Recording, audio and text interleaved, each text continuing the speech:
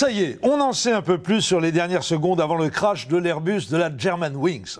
Il paraît que le pilote, coincé à l'extérieur du cockpit, hurlait à l'attention de son collègue « Tu vas l'ouvrir, cette foutue porte, mais tu vas l'ouvrir !» Mais le copilote n'a rien voulu entendre et a maintenu coûte que coûte sa trajectoire tragique jusqu'à la catastrophe finale. Toute tentative de mise en parallèle avec la situation de la gauche française au lendemain du second tour des élections départementales serait assurément considérée comme de fort mauvais goût. Aussi m'abstiendrais-je de m'y aventurer, mais quand même. Vas-tu la changer, ta foutue politique? Mais vas-tu la changer? Trop tard. Boum. Écoutez, essayons de tirer tout le positif possible de ces événements pénibles. D'abord, la leçon suivante. Cessons de hurler contre les abus de prescription de congé maladie qui plombent soi-disant les comptes de la Sécu. Voilà ce qui arrive quand on déchire les arrêts que vous a prescrits le docteur et qu'on va quand même au boulot.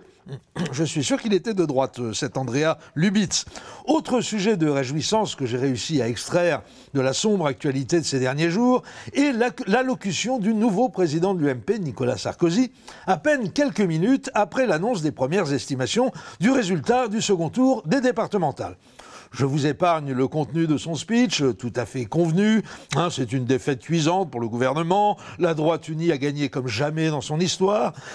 Nous avons entendu le message des Français, blablabla. Bref, que du rebattu. Non.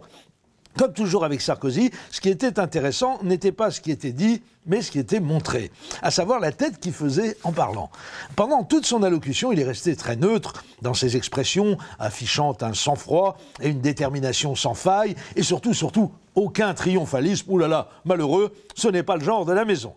Le problème de Sarkozy, c'est qu'il est très mauvais comédien et qu'il a par ailleurs beaucoup de mal à se censurer.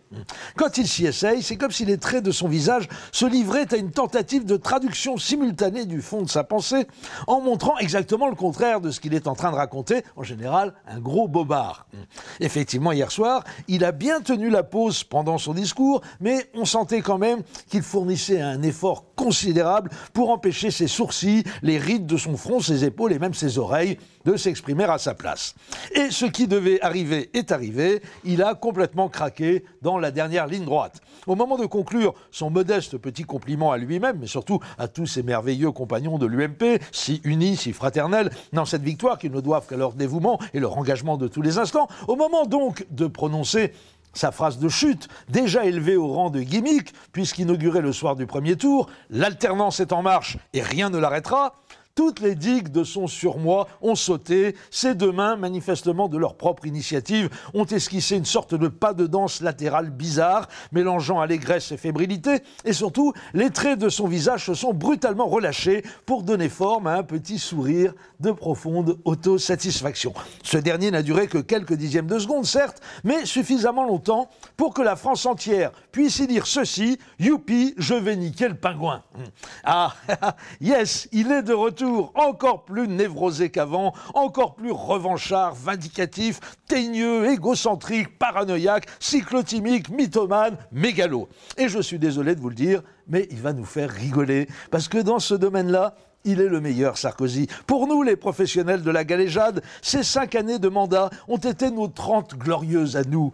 Une période de prospérité et d'opulence. Et il est déjà tellement content de lui, alors qu'il n'en est qu'au début de la reconquête, qu'il va trouver le moyen de se faire encore plus détester par ceux de son propre camp, si tant est que ce soit possible, et puis il va très vite se dénicher un de ces gourous complètement barrés, dont il a le secret, qui va lui faire commettre toutes sortes de conneries réjouissantes.